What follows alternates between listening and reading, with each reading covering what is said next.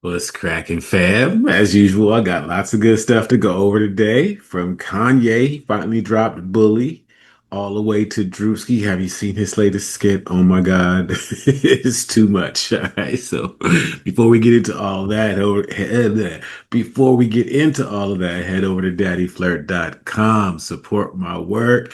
Check out what I'm banging to, and help me make a station that bangs as hard as everything else, but it's good for you. All right. Keep it good for you. All right. So yeah, let's get into it. Let's start off with Kanye West and his bully drop. Yeah, so Ye finally dropped a bully. Reportedly, it did close to 50 million streams on Spotify on its first day out. I listened to it with No Life Shack over there on YouTube. I had a listening party with him. I thought it was pretty good. I thought it was really kind of like I need to hear some remixes or something like for full songs. A lot of them sounded like snippets. But a lot of people are saying that old Kanye is back, and I would tend to agree. I got beats and rhymes, and I was not upset with that. The artist, formerly known as Kanye West, released his long-awaited Bully album on March 28th, a day later than scheduled. However, that didn't stop Rabbit fans from streaming the album like crazy. According to Gamma, the music company that distributed the project, Bully was streamed nearly 50 million times in 24 hours. I wonder how much that has to do with the apology, but stories for other days, right? Since they are giving a partial view, we'll share a more accurate one. Gamma's Instagram page captioned a chart data tweet, which noted that Bully earned 33.2 million streams on day one. Excuse me. Bully did close to 50 million in its first full day on Spotify. That would make it one of the biggest first weeks on Spotify alongside BTS and Harry Styles, and the biggest hip hop release of the year on Spotify, far exceeding J. Cole. There is that. Gamma also noted that The Father, the Travis Scott collab on Bully, did 4.1 million streams on day one. Bully Mania continues next week as Ye is slated to perform his first concert in the US since facing anti-Semitic backlash. There is also speculation that Yeezy will be performing at the Wireless Festival 2026 this summer. So yeah, Ye's label reveals he surpassed Drake as the top US artist on Spotify after the release of Bully. So that happened. Dr. P&P says bots. Ain't that many people listening to that album? I don't know. I don't know. The question is it any good? I'm guessing not. Why would you make a guess? It's just good music. It's that easy. Okay. Yeah, I thought it was decent. I mean, I wasn't mad at it. I just didn't have enough. Like the songs for me, they weren't long enough to like get into it. I need a first verse, chorus, second verse, chorus. You know what I'm saying? I need like, and a lot of it was just like 24 bars, and that'd be it or something. And a weird hook. So, I thought it was decent though. Y'all tell me what you think. Investigation finds it was Barack Obama who allowed Ticketmaster and Live Nation to merge, become a monopoly, and destroy the music industry. After the merge, Live Nation CEO Michael Rapino earned 70.6 million in 2017, one of the largest CEO pay bleh, one of the largest CEO pay packages ever recorded. Ticketmaster and Live Nation can basically do whatever they want because they have seized control over every aspect of the live music industry by creating a monopoly. This ticketing cartel has the power to destroy venues and artists who refuse to work with them, even have their own resale platform, and they encourage and incentivize ticket resellers to gouge fans. This show our this show our politicians actually work together to protect monopolies. This shows our politicians actually work together to protect monopolies instead of stop them. Get a load of this. Ticketmaster and Live Nation can basically do whatever they want because they have seized control over every aspect of the live music industry by creating a monopoly. This ticketing cartel has the power to destroy venues and artists who refuse to work with them. They even have their own resale platform, and they encourage and incentivize ticket resellers to gouge fans. All of these exploitative practices make Ticketmaster execs very, very rich. Live Nation CEO Michael Rapino made $70.6 million in 2017. That's one of the largest CEO pay packages ever. But here's the twist. This entire monopoly was helped along and enabled by our elected leaders. So how do we get to a point where the people in charge of preventing monopolies are enabling monopolies? For 15 years prior to their merger, Ticketmaster was the dominant provider of ticketing services in America, controlling 80% of the market. Live Nation was the largest concert promoter in America. They controlled America's biggest concert venues and the artists themselves. They managed 200 major artists from Miley to Willie.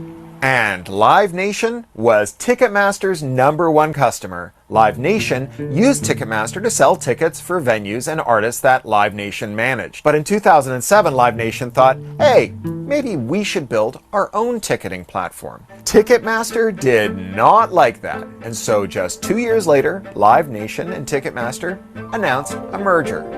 Which sounds like a clear antitrust problem. Isn't someone supposed to be on top of that? At the time, the Obama DOJ's top antitrust cop was Christine Varney, who said, I understand that consolidation has been going on in the industry for some time. Those are meaningful concerns, but many of them are not antitrust concerns. So there you go.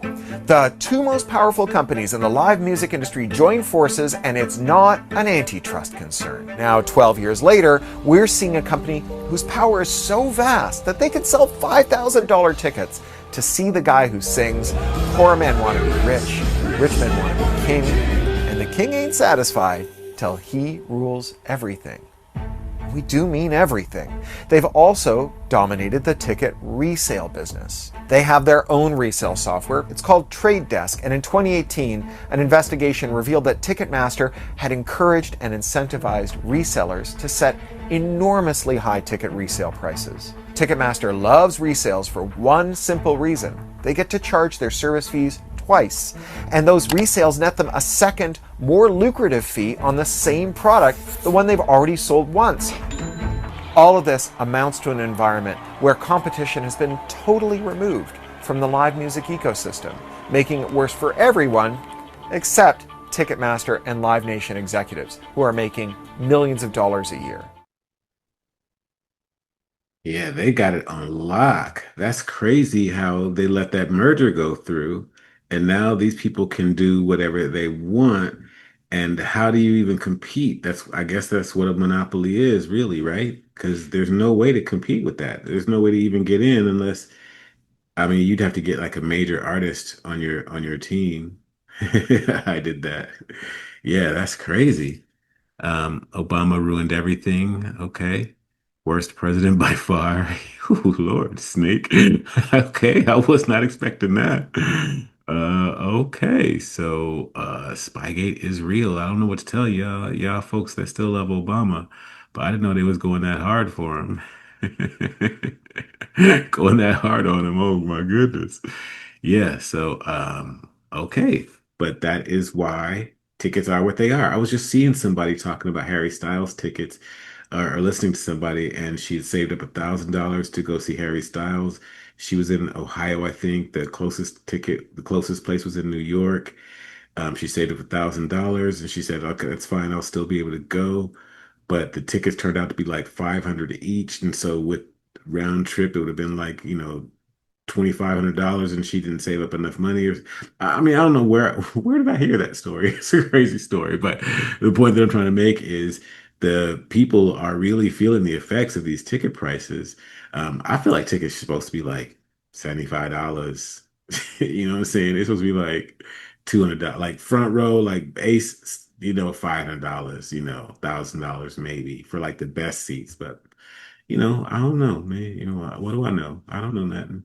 Except that that's a monopoly, and that shouldn't be popping off like that. Okay.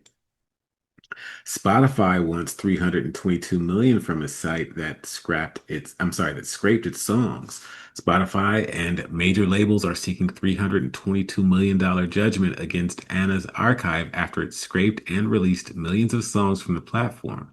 The site has ignored the lawsuit, switched domains, and stayed online anyway. For real. There's a website called Anna's Archive. It started as a shadow library for books, a place where you could download millions of copyrighted titles for free, no subscription required, no payment, just the file. Then it expanded. There's a website called Anna's Archive. It started as a shadow library for books, a place where you could download millions of copyrighted titles for free, no subscription required, no payment, just the file.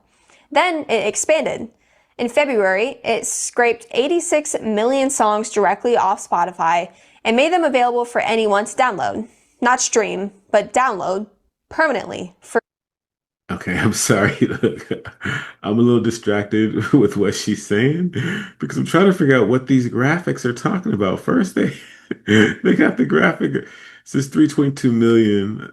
Okay, I guess they're just is this AI? Like, what are the graphics? Why are they bigger than she? Is this like a cartoon going on on one side with her talking and then? All right, I'm download sorry. millions of copyrighted titles for free, no subscription required, no payment, just the file. Then it expanded. In February, it scraped 86 million songs directly off Spotify and made them available for anyone to download.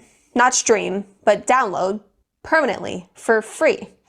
Spotify and the major record labels, Sony, Universal, Warner, sued Anna's Archive in December. A court issued an injunction ordering the site to stop. Anna's Archive kept going. The court ordered its main domain shut down. Anna's Archive moved to new domains and kept going. The court issued more orders. Anna's Archive ignored them entirely, changed hosting providers, activated mirror websites, and posted on Reddit that it was temporarily embargoing the Spotify files, not because of the court orders, but because it wasn't ready to deal with the legal pressure yet. It said it needed to shore up its resilience first. Then it would release everything. This week, Spotify and the labels asked the court for a $322 million default judgment. The default part is important. It means Anna's Archive has not responded to a single court filing, shown up to any proceeding, or acknowledged the lawsuit in any way. The court eventually certified that the defendant is simply not participating. So, Spotify is asking for the money anyway, plus a permanent injunction that would require every domain registrar, hosting company, and internet service provider connected to Anna's Archive to cut off its access entirely. The problem, as Cloudflare's own chief legal officer explained to Ars Technica, is that this approach doesn't really work. Shutting down a website's domain name doesn't remove the content. It just removes one set of directions for how to find it. The site finds new directions. Typically, the site is right back up somewhere else very shortly after, she said, which is exactly what happened every time courts ordered Anna's Archive offline. The math of what's at stake is genuinely staggering. Spotify is seeking $300 million based on damages of $2,500 per song for circumventing Spotify's copy protection, applied to 120,000 songs they specifically investigated. If that same rate were applied to all 2.8 million songs Anna's Archive publicly released, the damages would exceed $7 billion. If applied to all 86 million songs it scraped, the number approaches incomprehensible territory. Anna's Archive will not pay any of it. The site's operator has openly acknowledged that the business model is illegal, that they deliberately violate copyright law in most countries, and that they remain anonymous specifically because they could face decades in prison if identified. They are not hiding what they are doing or why. They're simply betting that the internet is too distributed, too decentralized, and too difficult to fully police for courts to actually stop them. So far, that bet is holding. The $322 million judgment, if granted, will join a long list of copyright judgments against shadow libraries that have never been collected from operators who were never found. The songs are still out there. The website is still up. The court is still waiting for someone to show up and respond. Nobody's coming. Yeah, so that's crazy, right? That's pirating at its finest. You know what I'm saying? They're like, yeah, we know you're suing us. We are never going to show up. We know what we're doing. We know it's wrong. We're doing it anyway. It reminds me of the old Napster days when you could just rip anything. That's crazy. You'll pay nothing and you'll be happy. Right. Yar, well done, me matey. Cody J says, just buy music, even if you like to stream, actually buy stuff, which encourages artists who are struggling significantly to produce more of what you like in the future.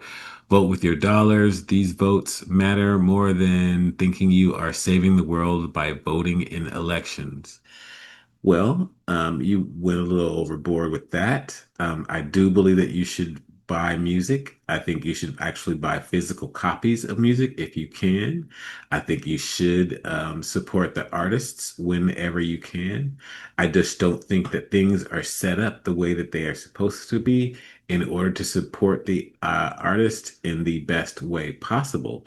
So that's hope that's in the future, hopefully, for what we're doing here over at Daddy Flirt Radio. We're growing the radio station, and you know, in my head, like I think big. So as far as I'm concerned, I am the new record company, and so I'm the new record business. And the way I do it is, well, I'm looking for stuff that's good for you, that makes you better. I don't have a stake in Babylon. You know what I'm saying? I want to do stuff my way. Popeye says, ironically, Spotify infamously started by hosting files from Napster. Right, that's right. By hosting files from Napster, which itself was an illegal music file sharing website. The jokes wrote themselves. Yeah, I totally forgot about that. Yeah, that's right, Spotify. There's a Uh-huh. website So, called Anna. there is that. That's going on. Okay. I feel like I'm kind of newsy today, but still, this stuff is interesting. So I want to share it with you. This one, how come movies don't look as good as they used to? This is super interesting to me. Check it out. The real reason why all movies are ugly now is way more depressing than you think. Why do movies look so washed out and ugly now? Why do they look so bad compared to movies that came out prior to, say, 2010? Some say it's because of all the CGI. Some people say that it's because everything's shot digitally instead of on film. And some people say that it's these horrible color correction techniques that make things look all colorless and muddy. But none of those things really explain it. It's actually because of one cost-saving measure that every city and movie studio started doing in the 2010s. Cities mostly used to be lit by oil lamps, but in the 1970s, after an oil crisis, they were all replaced by sodium vapor and high-pressure sodium lights.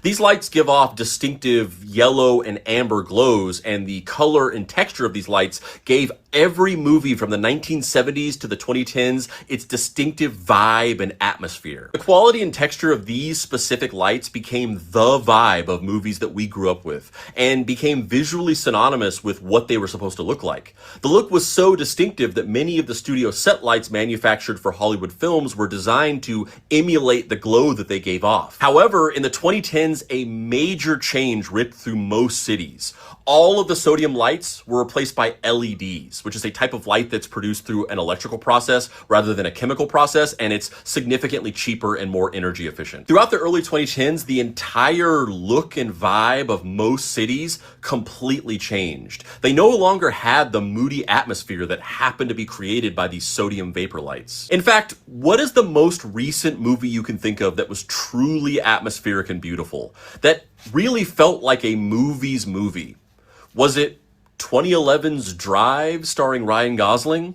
Well, that's funny because that is the very last film shot in LA before they switched all of the sodium lighting to LEDs. And along with the city street lights, the film industry also started to adopt LEDs, both to match how cities look now and also for the same cost-saving reasons. So the look of movies just changed. LEDs tend to create a harsher, sharper light that is more flat with less dramatic contrast, which gives everything a more clinical, uninteresting look. Sure, there are still beautiful films being made by creative filmmakers that find interesting ways to work around the problem of LEDs, but by default, that's just kind of how movies look now. So I'll tell Hollywood the exact same thing I tell my dietitian. Bring back that sodium. And real quick, if you like my videos and you want to see more in-depth writing from me, you can do that.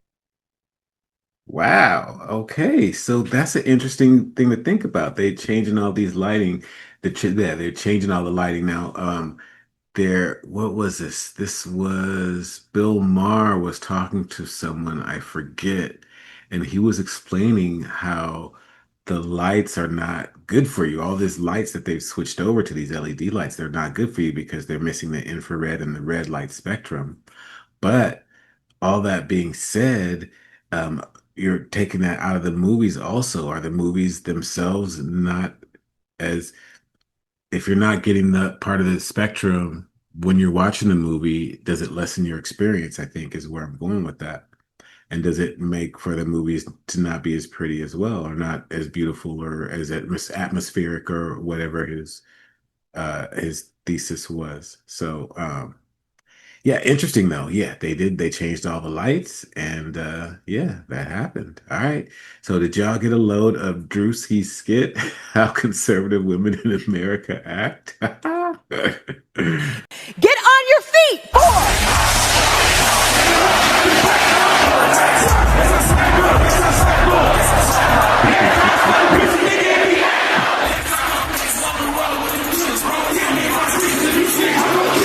War is raging in Iran. We're praying for all the soldiers and troops. That's great that you're praying, but How about all the kids that died when the USA hit the towers? It broke my heart. That is the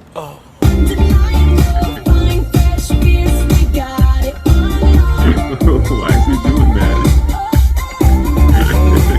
In what ways have you grown closer to Jesus? I serve a righteous God. And that is why we say our prayers. We are all his children. He's stupid. But Why when is I he say doing children, I mean like the holy, blessed Trinity, which is why I hold the Bible.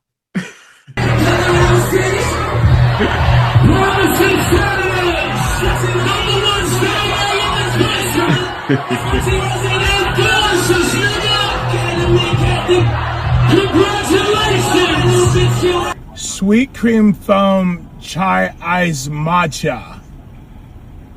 And Bella will have all organic pop cup. organic. Yes, everything organic.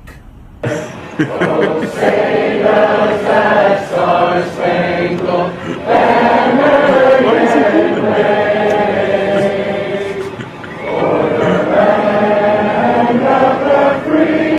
Four, three, 7. Oh, Hannah, you good?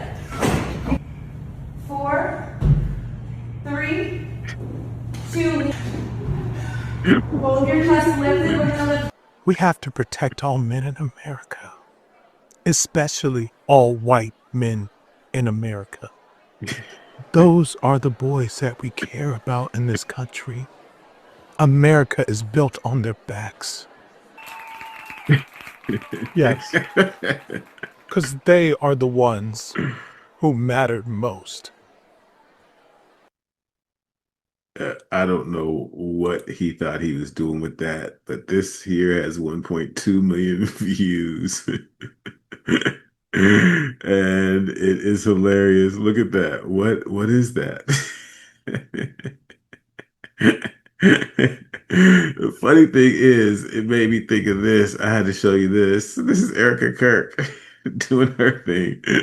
And it's not unlike that. Check it out. We are Charlie.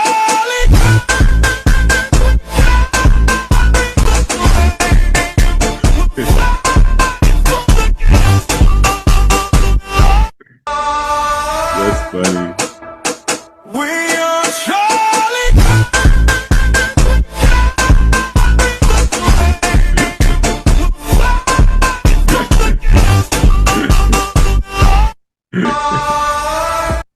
I bet if she wanted to get down, she could probably boogie. I bet she got some moves for the dance floor. I'm just saying. I'm just saying. I saw another one with a conservative woman dancing in front of the podium at her event or whatever. I was like, oh Lord, it's so funny because he's kind of right on with that. But speaking of Erika Kirk, he wasn't directly parodying her. He was saying conservative women in general, but a lot of people were drawing that comparison. And since we're on the Erika Kirk thing, let's just talk about that for just a second. Since the Druski Erika Kirk skit is going crazy, let me catch y'all up and fill y'all in on the craziest crime mystery of our lifetime. I'm 1997, so I am the first year of Gen Z. This is by far the craziest thing I have ever seen in my life. I can't fill y'all in on everything that's happened in these last 6 months. I'll be here for days, but I'm gonna just tell y'all what happened yesterday. Yesterday, a police scanner was released on the day that Charlie Kirk died. And that scanner revealed that the police was headed to pick up Erika from the airport at 3:30. Now, why does that matter? Well, Andrew, Charlie's friend, I can't get into who Andrew is right now. Look him up, Andrew Covet. He's on record saying that he landed in Utah at 4:30, and when he got off the airplane, he fell into Erika's arms and they cried together. But that messes up Frank's story. Frank Turek, pull him up, Charlie's friend, another one of Charlie's friend, because Frank said that Erika got to the hospital at 4 p.m. So if she got to the hospital at 4 p.m., there's no way that Andrew hugged her at 4:30 p.m. because that would have meant she would have had to wait at the airport in Utah for an hour just to hug Andrew Covet. And she couldn't wait at the airport for an hour because the police scanner said they picked her up at 3:30, and it makes sense of her getting to the hospital at 4, which is what Frank said. So clearly somebody lying, right? But it gets crazier.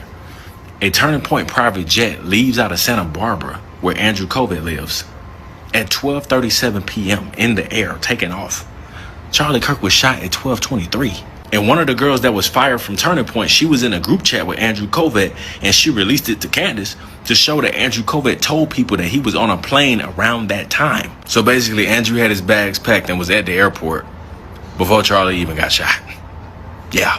So then Andrew heads to Scottsdale where Erika Kirk already is, and then it would make sense for Erika Kirk to be waiting on Andrew, and it would make sense for Andrew to get off the plane and hug Erika and cry because he just found out Charlie Kirk got shot in the air on the way to Arizona. So then Charlie Kirk's private jet that he took to Utah earlier that day then heads to Arizona to pick up all of them together, and then Erika and Andrew Covet fly to Utah together. So then all of that would make sense for Erika Kirk to then get that police escort at 3:30 to make it to the hospital by 4. Now, why does that all matter? Because they're lying about the flights they took.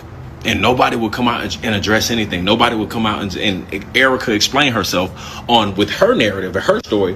Why did she wait at the airport for an hour for Andrew Covet if Charlie dead? Why would you do that? She won't come out and explain herself at all. They're guilty. This is why this is the craziest crime mystery ever, because of that. So when Druski makes fun of her for celebrating and all of that, no, that's real. Okay, that's that. He might tell a joke, but he'll never tell a lie. I don't know about all that. But we got some interesting timing going on with this situation. I mean, look, the whole thing seemed a little weird to me. The symbolism of him being shot in the neck, the lone gunman theory. His parents apparently are gonna testify. Well, I don't know what I'm not gonna get into that just yet, but I heard some things about what they're saying, and I'm like, okay, all right, okay. We're gonna see how this plays out. All right, we're gonna see how it plays out. But yeah, interesting stuff. And TPUSA, you know what? The thing about Erika Kirk is that she just got that thing about her where it seems like she kind of always wanted to be a star. With the auditions for this, what was it, The Amazing Race or Survivor or something, and with her background and how she's doing the commercials for the FBI and all that stuff, she just has that thing about her where she just seems like she always wanted to be a star. Now, that in itself does not imply guilt or innocence. You know what I'm saying? It's not saying that she's guilty or innocent of anything. I'm just saying she just has that sort of thing going where it seems like, she just kind of always wanted to be in the spotlight. So I don't know. Do with that what you will. Okay, so this is funny. Nobody's kind of called this out. This is a scene from Get Him to the Greek. And I think it's funny for different reasons than you might, but either way, it's pretty funny. How is nobody talking about this scene from Get Him to the Greek? This is insane. I think I've just been raped. What's that? Wait. Here you go, mate. That'll take the edge off. Here you go. What? What is this? It's called a Jeffrey, Aaron. Bit of this, bit of that. Yeah. What's in this? My heart's starting to beat really fast. It's Weed, mostly. Sergio gave it to me. It's got a bit of opium in it. Some heroin, crunched up E's. Clorox. Methadone, Subutex, morphine, peyote. Some other stuff that's unidentifiable, and I think a little bit of angel dust, actually, if I'm not mistaken. Why the fuck is it called a Jeffrey? Because who could be scared of a Jeffrey? And then, of course, P. Diddy comes in for some great reason. Y'all need to take a hit of this Jeffrey. It'll calm you down. I'm gonna cover the whole outside of my house in this material. I think I've just been raped. How is nobody talking about this scene from Get Him to the Greek? This isn't... Okay, so yeah, a lot to unpack there. Jonah Hill thinks he's been raped. The fact that it's called a Jeffrey, because who could be afraid of a Jeffrey, I think is hilarious, actually. Even in retrospect, I'm still thinking it's funny. That's his name is Jeffrey Epstein. And it's like what do they say? They put it in your face. They have to put it in your face. But what I find interesting about it is what all is in it. I mean, it's not just weed, right? It's not just trafficking.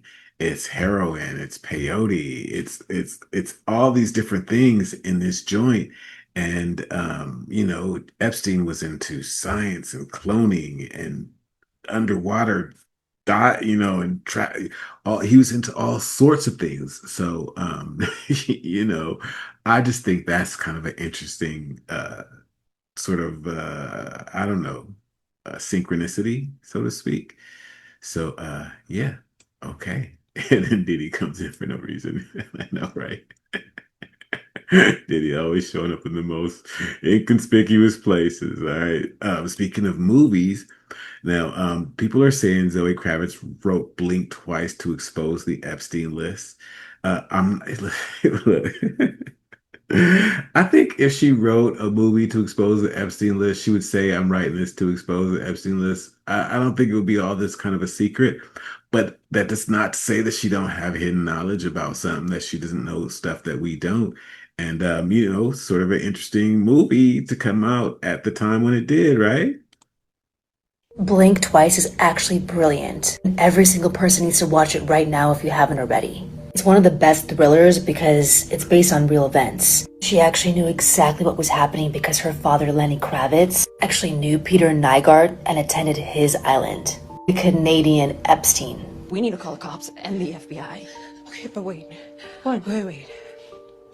Say we call the cops and the FBI, right? Uh-huh.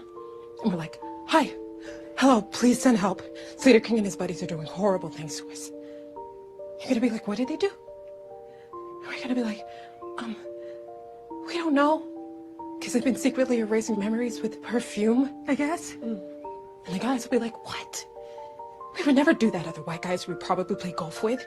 And Heather and Camilla will be like, nothing but good times and fat fucking blunts over here, officer.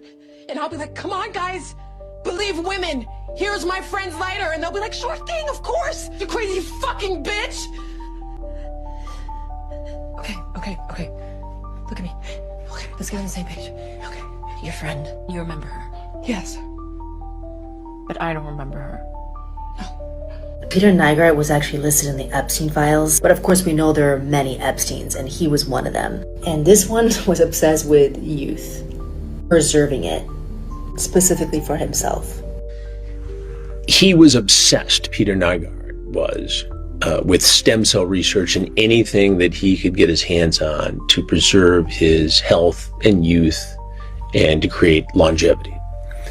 And according to many people involved in the investigation, he actually would impregnate underage girls, have them get abortions, and then harvest the stem cells of the fetuses to inject in himself under the belief that it would be more beneficial than random stem cells from another source. It's part of this genetic greatness that we don't see in any other race on the planet.